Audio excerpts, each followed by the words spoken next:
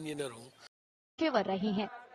आध्यात्मिक जीवन शुरू करने से पहले ये अपने अपने फील्ड में समाज के लिए योगदान दे रहे थे। जैसे जैसे दुनिया का सबसे बड़ा धार्मिक आयोजन महाकुंभ नजदीक आ रहा है, इसकी प्रेरक कहानियां सामने आ रही है। हमारे अखाड़े में तो मुख्य तरह से लगभग 50% संत पढ़े लिखे हैं। जैसे मैं ही आज जो है सिविल इंजीनियर हूँ। मैंने 78 में लखनऊ से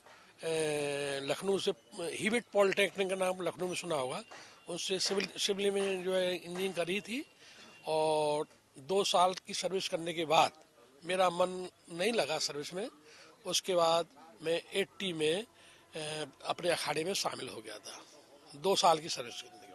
I work with almost all major multinational companies like ACC, Birla, Khajaria, Dalmia, Khajaria, ACC Concrete and all. Then finally I saw the entire even the what money is. जब मुझे जो पैसा का real values, then I took sannyas from the Niranjani Akhada. ये साधु संत बताते हैं कि आध्यात्मिक अनुशासन का जीवन अपनाना कोई आसान यात्रा नहीं है। इसके लिए परंपराओं का सख्ती से पालन करना और सांसारिक बंधनों को त्यागने का साहस चाहिए। अखाड़े में शामिल होने के लिए परिवार को पूरी तरह से छोड़ना, त्याग और आध्यात्मिक जीवन के लिए मजबूत इच्छा शक्ति की जरूरत होती है। हमारी परंपरा आप लोगों से बहुत भिन्न है। जब हमारे पास कोई सन्यासी संन्यास्त हो जाता है, जो भी व्यक्ति आएगा उसको हम ब्रह्मचर्य की दीक्षा देंगे। और जब हमें ये लगेगा कि ये व्यक्ति जो है अखाड़े की परंपराओं का पालन करेगा, उसी समय उसको संन्यास दिया जाता है।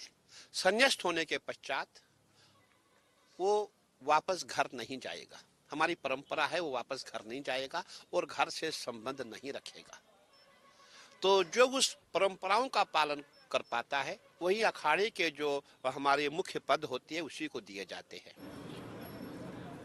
अलग अलग मठों में शामिल होने वाले कुछ लोगों का मानना है कि तपस्वी जीवन अपनाकर वह सामान्य व्यक्ति की तुलना में देश और दुनिया की ज्यादा अच्छे से सेवा कर सकते हैं। एक सन्यासी एजुकेटेड है, पढ़ा लिखा है, डॉक्टर है या इंजीनियर है, तो वो अपनी भौतिकता में रहते हुए जितनी देश की सेवा कर सकता है, उससे कई गुनी ज्यादा सन्यास की परंपरा में आने के बाद देश की सेवा कर सकता है।